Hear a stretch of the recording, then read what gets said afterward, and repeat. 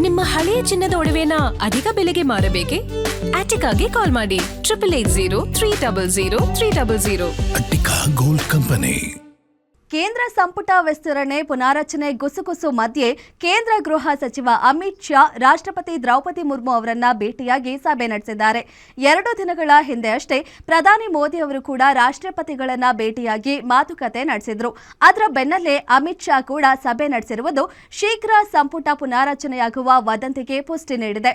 ಸಭೆಯ ಫೋಟೋಗಳನ್ನು ಹಂಚಿಕೊಂಡಿರುವ ರಾಷ್ಟ್ರಪತಿಗಳ ಕಚೇರಿ ಕೇಂದ್ರ ಗೃಹ ವ್ಯವಹಾರ ಮತ್ತು ಸಹಕಾರ ಸಚಿವ ಅಮಿತ್ ಶಾ ಅವರು ರಾಷ್ಟ್ರಪತಿ ಭವನದಲ್ಲಿ ರಾಷ್ಟ್ರಪತಿ ದ್ರೌಪದಿ ಮುರ್ಮು ಅವರನ್ನ ಭೇಟಿ ಮಾಡಿದ್ರು ಎಂದು ಟ್ವೀಟ್ ಮಾಡಿದೆ. ಇತ್ತೀಚೆಗೆ ಕೆಲವು ಕೇಂದ್ರದ ಸಚಿವರನ್ನ ಪಕ್ಷದ ಕರ್ತವ್ಯಗಳಿಗೆ ನಿಯೋಜಿಸಲಾಗಿದ್ದು, ಕೇಂದ್ರ ಸಚಿವರಾದ ಜಾರ್ಜ್ ಕುರಿಯನ್, ರಣವೀತ್ ಸಿಂಗ್ ಅವರನ್ನ ರಾಜ್ಯಸಭೆಗೆ ಪುನಃ ನಾಮನಿರ್ದೇಶನ ಮಾಡಿರಲಿಲ್ಲ.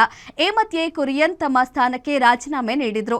ಈ ವಿದ್ಯಮಾನಗಳು ಸಂಪುಟ ಪುನಾರಚನೆ ಚರ್ಚೆಗೆ ನಾಂದಿ ಹಾಡಿವೆ. ಚುನಾವಣೆಗಳನ್ನ ರಾಜ್ಯಗಳ ಈ ಬಾರಿ ಸಂಪುಟ ವಿಸ್ತರಣೆ ಪುನಾರಚನೆ ವೇಳೆ ಮುಂಬರುವ ಕೆಲ ರಾಜ್ಯಗಳ ವಿಧಾನಸಭಾ ಚುನಾವಣೆಯನ್ನ ಗಮನದಲ್ಲಿಟ್ಟುಕೊಂಡು ಸಂಸದರಿಗೆ ಸಂಪುಟದಲ್ಲಿ ಸ್ಥಾನ ನೀಡುವ ಸಾಧ್ಯತೆ ಇದೆ. ಹೆಚ್ಚಿನ ಸಾಧನೆ ತೋರದವರನ್ನ ಕೈಬಿಡುವ ಸಾಧ್ಯತೆಯೂ ಇದೆ.